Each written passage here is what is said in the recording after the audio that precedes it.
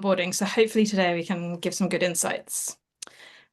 Okay, let's get started. So my name is Claire Knight, as Bob mentioned. I do write a newsletter called the Onboarding Lab, which is dedicated to customer onboarding in B2B SaaS.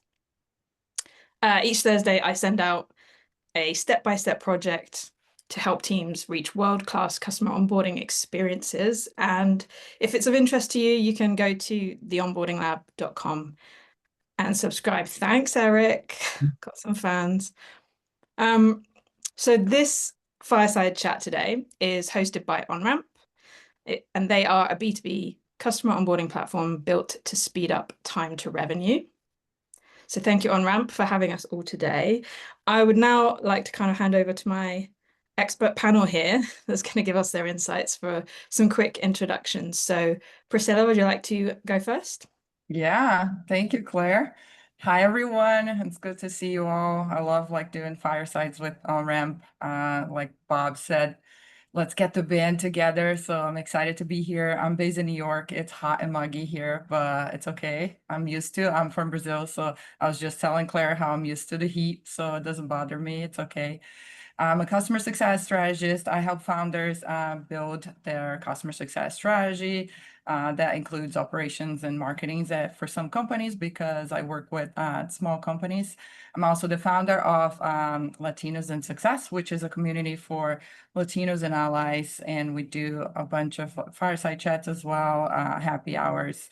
And we have a very vibrant Slack channel. So if you're a Latino or an ally, you're welcome to join us. Yeah, happy to be here. Thanks, Priscilla. Over to you, Bob. Hello, everyone. Yeah, my name is Bob Mathers. I'm a keynote speaker and customer success coach. I also host an awesome podcast called The Growth Mixtape. You should look up. And I help leaders try to grow their customer bases, limit churn, and a big focus of that is always on onboarding. So this is a topic near and dear to my heart. I love these fireside chats with OnRamp. For those of you that have been here before, you'll know why, because they're just a lot of fun, super insightful. And I honestly, there's not a single day that goes by where this topic of finding the balance between humanity and automation in customer success and specifically in onboarding doesn't come up. So I could talk about this all day. There's some appreciation for your hair as well in the chat, Bob. Just yeah. Thanks, Daniel. Daniel's my favorite, everyone. You can pay him later. Last but not least, Frank. Hi, everyone. Thanks for joining. I'm happy to be here today. I am Frank Osier. I run customer success and all things post-sales at OnRamp. I've been in the field for a long time.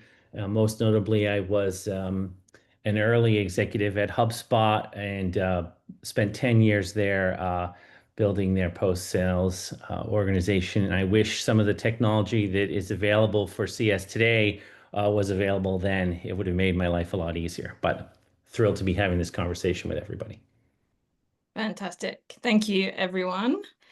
Yeah, feel free to share your connections in the chat as well. And you may have noticed in the Zoom, there is a Q&A section, and we will be doing some Q&A right at the end. So if you have any specific questions that you want to ask of the panel, please put it in the Q&A section because we may miss them in the chat. Try and keep them as concise as possible because it's easier to get through them then. And as we go along, just keep the chat engaged, mention any thoughts, ideas. Feel free to disagree with what anyone says as well. We want to keep that going. All right, so let's get started. So today we are talking about the impact of human connection in the first 90 days. So the first 90 days is something that's talked about a lot, and it's critical for both connection and for setting the stage for future revenue. Beyond the usual onboarding steps, there are several unexpected things that you've probably likely done that actually really made a difference and clicked with your customer by creating positive emotional connection and accelerating the customer's time to seeing tangible value. So one of my first questions is going to be, what is a delight moment that you've orchestrated in onboarding that genuinely caught a customer off guard and shifted their perception of your partnership? I guess, Bob, if you want to start off with that.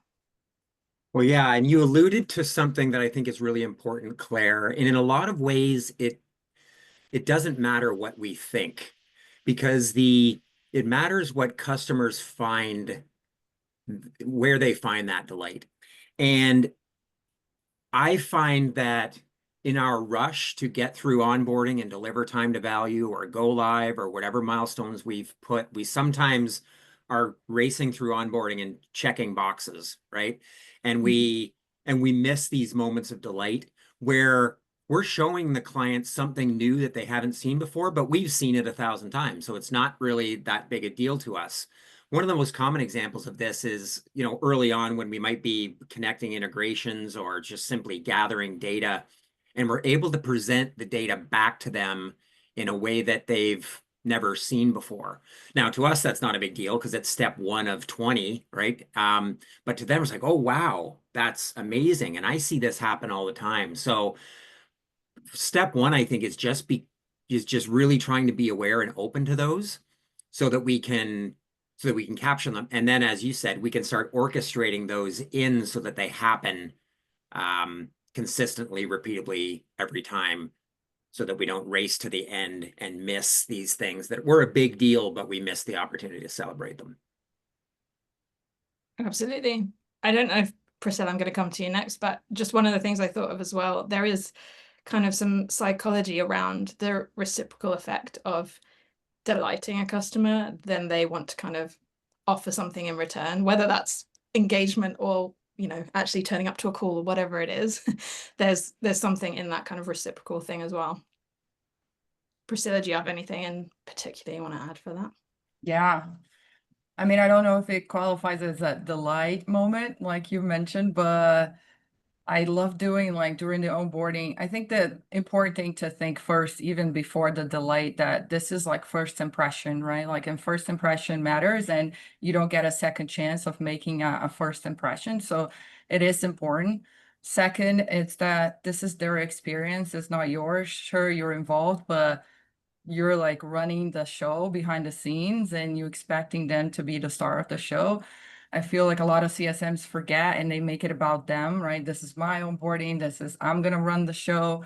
In reality, it's not. It's their experience. And you have to think about it like, how can I make this experience special, but also important for them, right? So they can remember this first interaction that we had.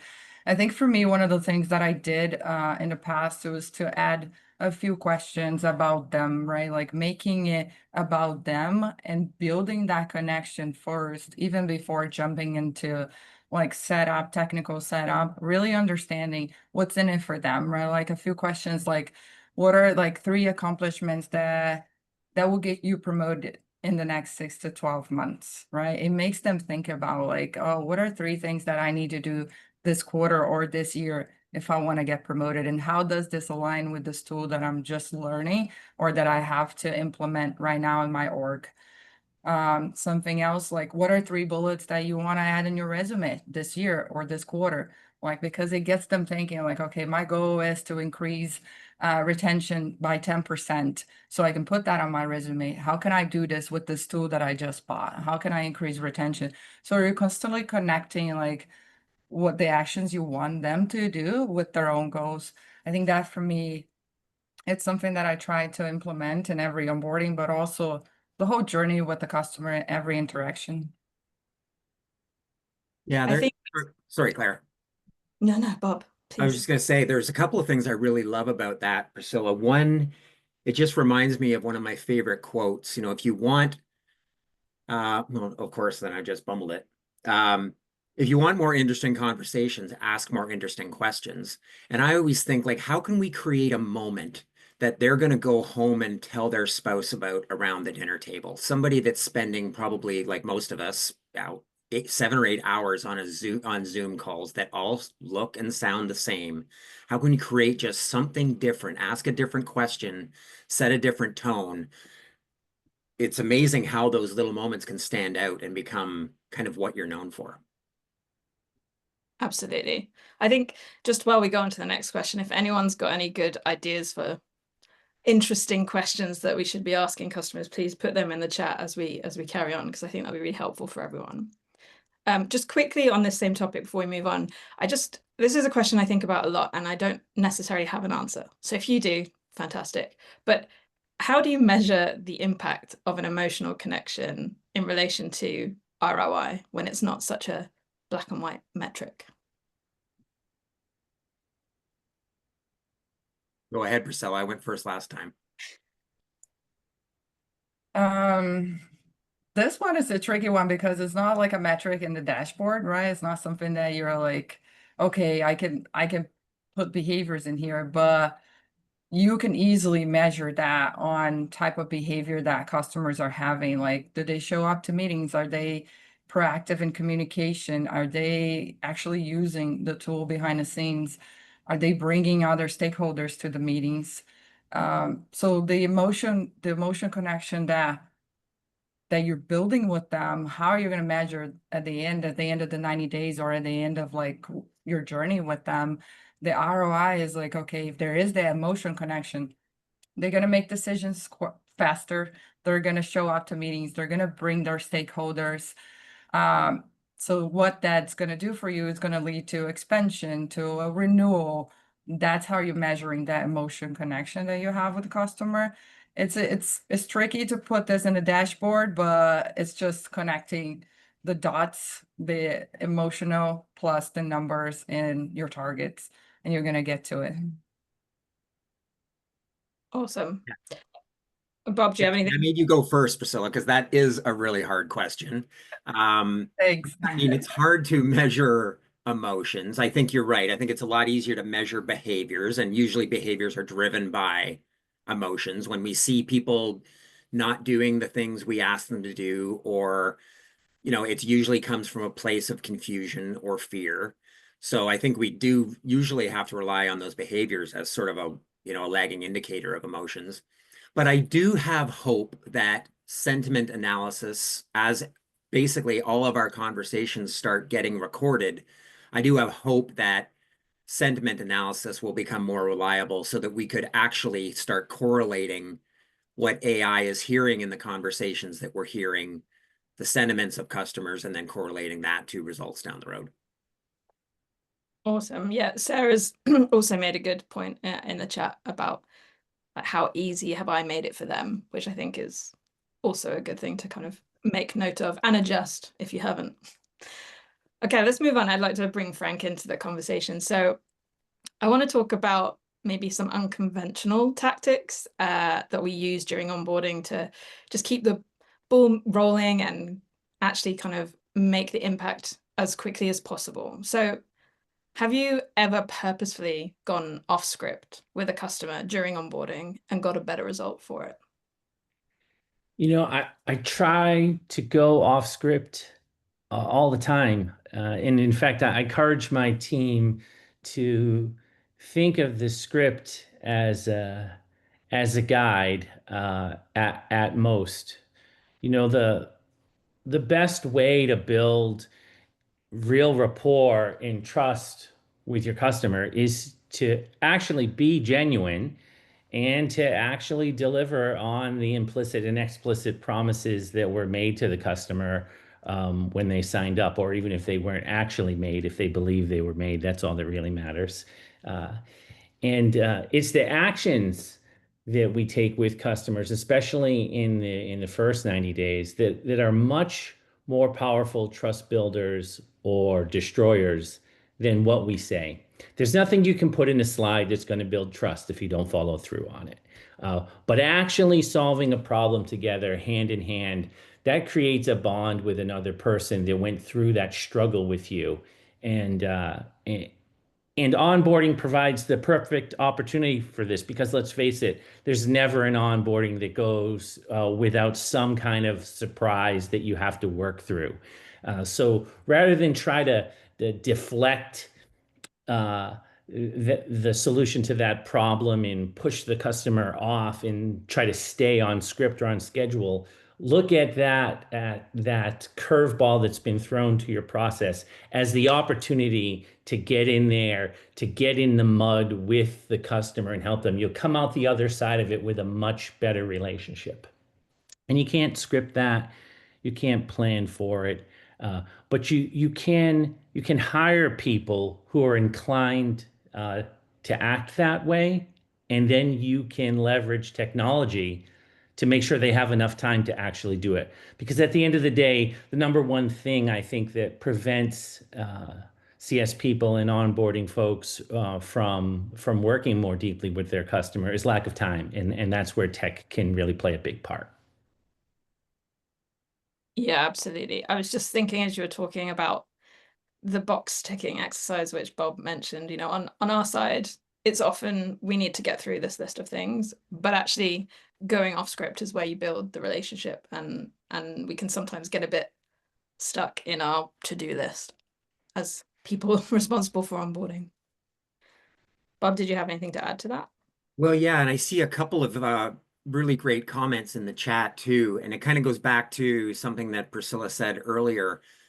I think, so just before I do that, Frank, you mentioned something really important, right? And so much of that trust is just based on doing what you say you're going to do when you say you're going to do it every time. And if we don't do that, then none of this other kind of emotional stuff matters nearly as much. So I think that's absolutely foundational. Um, but I think real trust and emotional connection comes from Frank, you mentioned being genuine, being vulnerable, being curious. And when we ask questions like Priscilla suggested early on, we've kind of got a responsibility to do something with it. And so it should absolutely be stored in the CRM, whether they've got personal goals, or we used to have a ice-breaking activity. So at the beginning of a kickoff meeting, you would go in and you would, tell us a fun fact about yourself. And it's just a, icebreaker, nothing more than that. But people would say, mine was always, hey, I've been to Graceland once, and the first time I went by myself. But people would actually share really personal things about what was important to them and what they were proud about. And so I started building a library of podcasts. Some of them are self-help, some of them are about confidence, just a random collection of things. And when somebody tells me about something that's important to them, I can go into that bank, or I could just search on Spotify. And not in the meeting, but a couple of days later when they're least expecting it, because the meeting is about an agenda and we've got things to do. But a couple of days later, trying to orchestrate that moment of delight where, oh, Bob really was listening, and he was listening so much that he took time out of his day to send me something that linked back to something that I told him. And if we can just get in the habit of doing that, it becomes a really powerful way to create those connections. Yeah, I love it. I think we're definitely kind of pulling the whole theme together of just the human connection is not that difficult. You just have to think about doing it. So kind of this is related very closely, but I'd like to kind of focus on the idea of how emotional connections that you build in the onboarding phase can actually reduce churn or like get rid of it completely because you've built that relationship up front. I'm just wondering if anyone can share an instance of where that's happened and they saw it in action. You want me to go first, Frank? Sure. Yeah. I'll share a quick story. This one was like a brand new customer. I just started at the company, acquired a book of business, didn't know them. I know that they were on a POC. We just had 90 days to make things happen. Had to do onboarding, and we had our solutions architect doing all the technical work, supporting them all the way through. But things were not going right. And I was like, okay, it's time I step in. I know they have all the technical resources, but there's something here that we don't know what's going on. There's too much here in the gray area. So during the call, during the review, the users, they were like very unhappy. So I decided to just dig in. I'm like, I need to learn more of what's going on. I know the data is wrong right now. I know things are not working, but tell me more, and asking, tell me more, tell me more. I got to the point where he was like, okay, you want me to be honest? I'm going to tell you the truth, why I'm so upset. You made me look like a fool in front of my CEO because the data was wrong. Your product doesn't work. And now he lost the trust in me. I brought your product in, and now my team doesn't trust me anymore. So then I understood. I was like, okay, this is about trust. This is about his reputation. There was more in the line, and I understood, okay, now I got to go back to my team and figure things out. But having that real conversation, getting him to that point helped us. Okay, now we're going to start fresh with a clean slate and do what we can to make sure that this is a priority, that doesn't happen again. And from there, we started fresh. We started working on the things that were like, that really matter. And from there, we were able to save that account, sign the contract within the 90 days, and then expand them into a newer plan within the 90 days, which was amazing. I didn't think was going to happen, but we got them into a better place. But I think it's important just to think about, like, okay, ask that question 5 times, right? The 5 whys, like, but tell me more. Why is this really happening? Why is it really bothering you? And getting to that place where you understand what's really happening. I think that's like super important. Yeah, couldn't agree more. I've got a story as well that's very recent. One of our larger customers that we did a lot with in 2024. At the beginning of this year, they had a sweeping and unexpected reorg and cost cutting. They're in an industry that was impacted a lot from tariffs. And our champion got a new boss, and they were up for renewal in Q1. It was a renewal that, frankly, we were taking for granted because the relationship with the customer was so good. But the new Steiner, he was unwilling to even give us a meeting. We're just going to be out. It went from a sure thing renewal to a sure thing churn in one email. But we had spent a lot of time working with that customer over the prior year, going above and beyond. We went and spoke at some of their internal meetings to help our champion evangelize her change program that OnRamp was a part of. We did lots of things, and I remember the call with my CSM, the customer, and myself, where the customer said, "Hey, look, after all you've done for me over the past year, uh, there's no way I'm going to let you lose this account." And she managed to secure the renewal for us, even though we never did get a meeting directly with the signer. She just made it happen, and that never would have happened if we hadn't spent all the time in the prior year building that relationship. And the funny part is, just last month, that account has re-expanded again. And so things go up and down, and having a foundation of trust, it really works to your advantage. I feel like that's a pretty good example of this in action, right? Everything that we're talking about, which is why it's so important. There are some really awesome comments in the chat as well. Thank you, everyone, for adding in your thoughts as well. Just a reminder, the Q&A is there. We're going to get to them in a little while. So if you do have any extra questions, just add them in there. Just moving on, change management. It's the word that we definitely associate with onboarding, because essentially they've got to change their whole workflow to add in your new solution.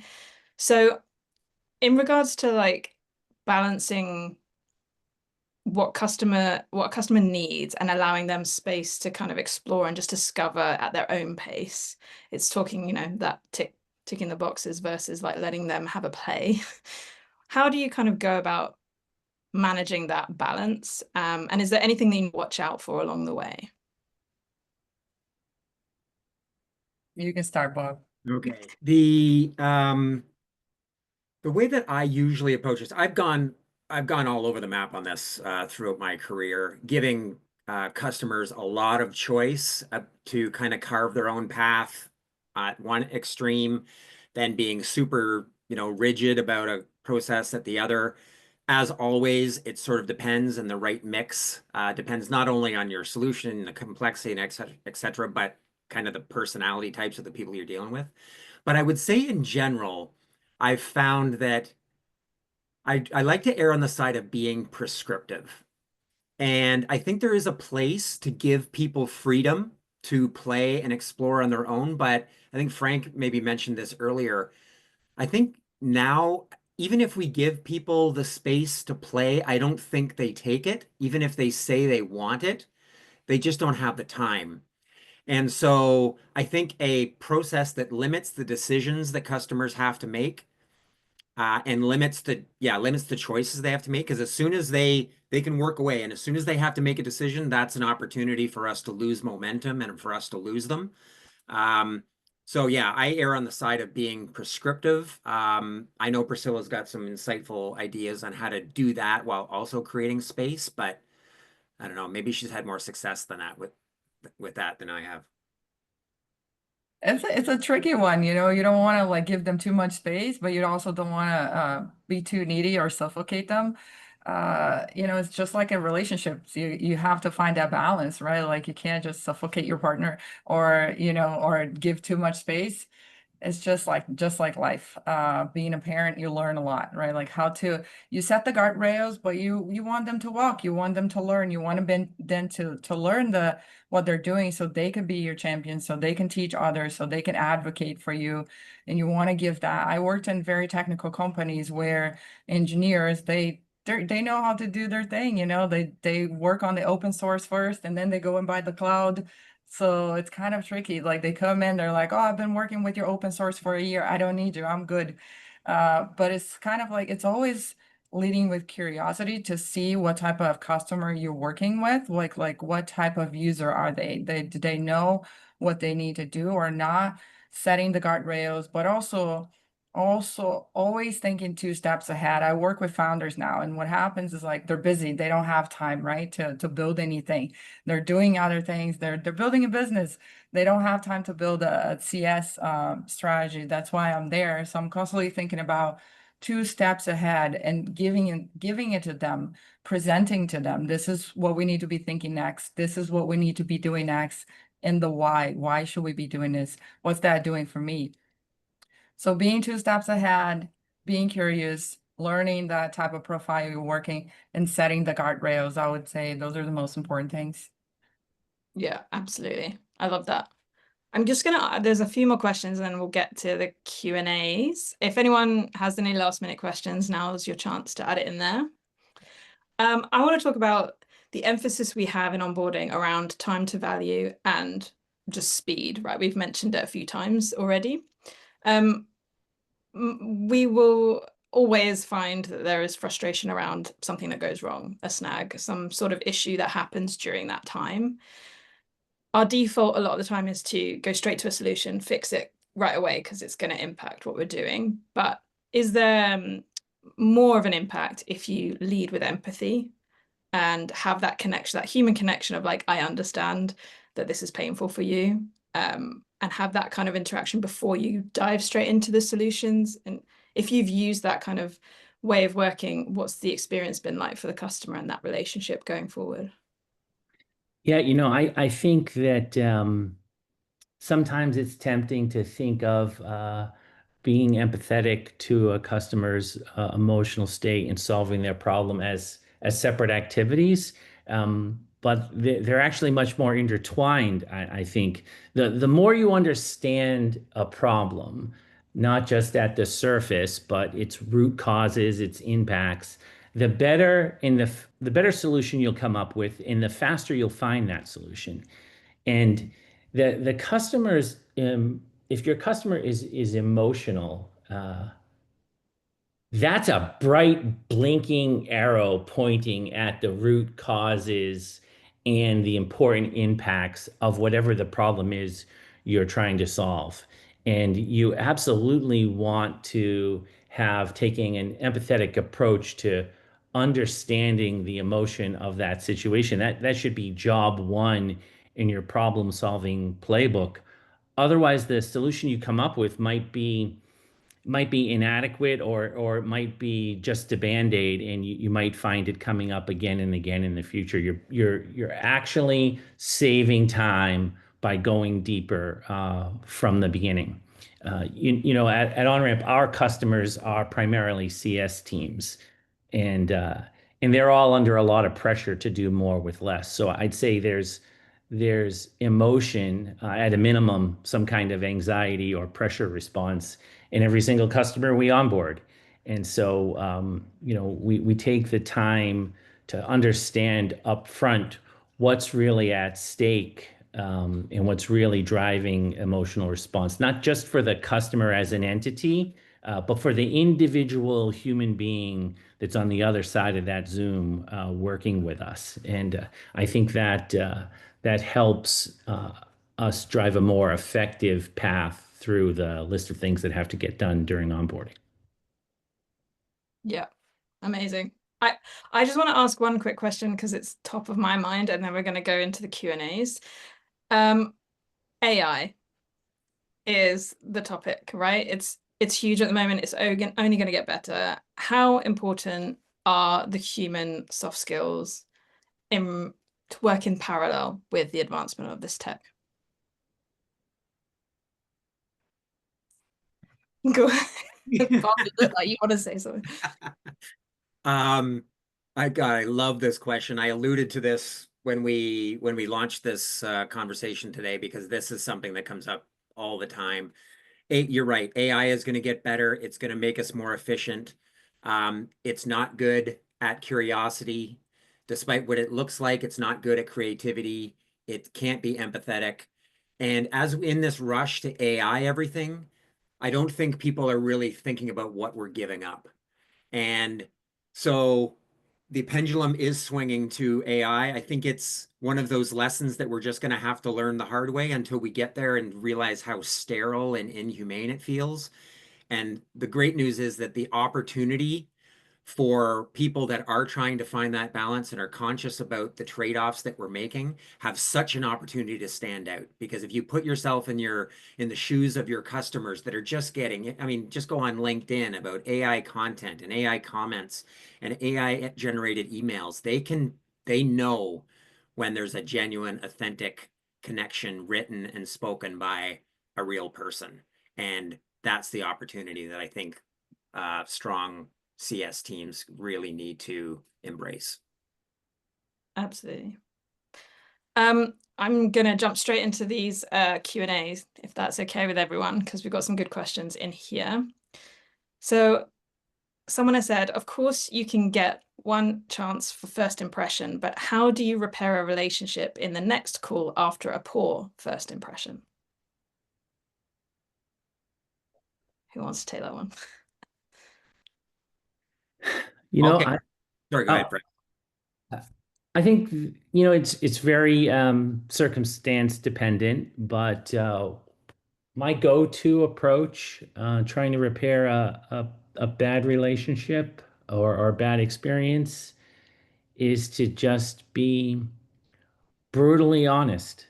I think we've all been in situations where uh, some company is trying to dance around an apology, but they're trying not to say too much, and it's very corporate. Um, when you're trying to own something, uh, be real. Own it for real. If you screwed up, say you screwed up, right? Don't worry. Your lawyer's not on the call with you. Don't worry what that person would tell you to say or not to say. Be honest. Own the problem. Uh, Express the rationale that led to the misunderstanding, because most likely any bad circumstance that you find yourself in is a result of miscommunication and misaligned intentions, and not malice. And just try to get the person to have a frank conversation back and forth with you. 9 times out of 10, I find that the more human I am on the call, the more human the other person will be, and the de-escalation happens naturally. Yeah, absolutely. I love that. Bob, did you have any extra words of wisdom on that one? Not really. I mean, but as we know, the strongest relationships are forged out of that friction. And it really is an opportunity after the honeymoon's over, when things start getting rough, how you handle that is what customers are going to remember, as Frank was talking about. Absolutely. And next question is, how do you overcome expectations that may be incorrect after a sales process that sold something that can't actually happen? I'm sure we've all heard that before. How do we fix that? I think the important thing is like realigning inside internally first, getting our heads together, all the teams, and like understanding what was promised, where did we fail, so you can align the process and fix things internally first before you go into the customers. I feel like I see a lot of CSMs just doing things live with the customer and not really aligning with the internal team, asking the customer, but what was promised to you? But what did they say? But what happened? It's okay to do that, but it's like first you need to like, it's like my mom used to say, you do the dirty laundry at home, right? Not outside. So you just like try to fix things, and then just like Frank said, just come clean and talk about it. It's like, I know we did this, but this is how we're gonna do moving forward. This is how we're gonna do things. And I think it's important to, even for the internal team, to acknowledge, it was like, oh yes, this was promised, this is not. Having that discussion, it's where everything starts, and then you bring it into the customer, sure, but aligning internally first. Yeah. Yeah, 100%. Go for it, Frank. Oh, I was gonna say I completely agree with that, and I'd love to add that um, once you've solved the expectation misalignment with the customer, then it's time to go and solve the root problem, which is the misalignment between the CS team, the product, the marketing team, and the sales team. And the only reason that expectations get set incorrectly is because those teams aren't aligned, and that's really where the majority of focus should be, so that you don't get in that situation in the future. Yeah, and I will just add that I've seen the best results be from a leadership down perspective. I've always found it really difficult if you are an individual contributor trying to make change on that level. It has to come from top down on both sides to make sure that everything's working as smoothly as it can. Another question, do you think in the hiring process for CSMs, there should be a test of their EQ? Which I think is a pretty cool question. Has anyone done that previously? Anyone seen any kind of focus on EQ in the interview process? I don't know if I would say a task test, like a reading test or anything like that, but I think a lot of questions that you can understand if that person uh, is capable of making the right decisions, making the right calls under pressure in different situations. I think that should 100% be part of the interview. You want to, sometimes you're interviewing and they're like, they have the numbers, they're A players, but they don't do the human things right. They can perform, but they're not behaving like humans. So you want to catch those things for sure during the hiring process. You want to think about how do we work with this person? How do we as a team can grow together? What are some of the things that we can all do together based on the answers right now? Yeah, absolutely. I'm gonna go into a slightly different question, but interesting all the same because it was in the chat earlier. So if a customer shares personal connection with you, the example here is loves playing golf. Should this go into the CRM to personalize and delight on a broader scale, or should that stay with the CSM who shared? Is there a point when human connection can go too far? I'm assuming this is kind of like sharing too much personal information in a CRM that others use that was actually part of a conversation in the first place. Is there any danger in that? I don't know if there's any danger, but there's certainly good judgment and questionable judgment. I think, to your example, if I was talking to a customer and they shared with me that that they played golf, I would probably be okay noting that in my CRM, because from time to time there might be an opportunity for someone somewhere else in the company to invite them to a golf outing, and I don't see how that could go bad.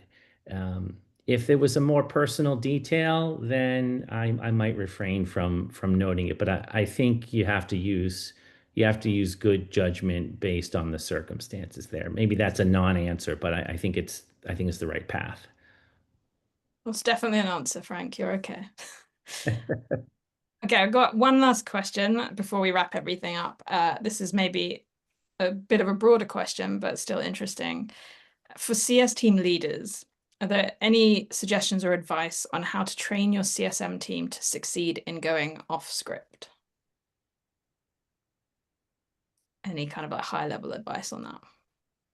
I think for me, at least what worked for me was doing that internally. Like you have to be the role model. Like you have to build trust. You have to train your team on like how to be vulnerable, how to do certain things. So building that internally, it's what they're gonna do, what they're gonna do when they get out of the meeting room. I think it's just, do to others what you want them, treat them how you want them to treat your customers. That's the simple way of answering this. Giving them the training, building a safe space, right? Because a lot of CSMs don't feel like, oh, if I do this, I'm gonna get in trouble, or this is not what we're supposed to do. Believe it or not, that's still like what happens, right? I was talking to a CSM today and she was like, oh, I couldn't go to a doctor's appointment because I didn't give them 48 hours in advance. So there is still places where you work where you don't have a safe space to even go off script, to do the things that you think is right. So building a safe space will be my number one in order to train your team. Yeah, absolutely. Safe space for sure. Frank, is there anything you wanted to just add finally before I do a quick outro? No, other than appreciation to Bob and Priscilla and yourself, Claire, and everyone who joined. I think this has been great. I like to see the conversation on onboarding go in this direction about people and having the human connection. So I think this has been great, and thanks very much. Thank you. Well, yeah, thank you for everyone who joined live and was engaging in the chat and asked the questions. I think it's really insightful. Everyone's clearly thinking about this topic a lot, which is great. I'd also like to invite you to join us at our next Summer CS Series Fireside Chat, that was hard to say, where we will be unpacking insights from the 2025 State of Onboarding report, covering topics like what's really causing onboarding friction and where you're losing revenue and how to reduce it. So that's going to be a really good one. Melissa has just put the link in the chat, so definitely sign up to that and come along. And thank you again, everyone, for joining us and for the panelists. That's been a really good conversation. I think a really well-rounded one as well on a really important topic. So thank you, everyone, and we will see you in the next one.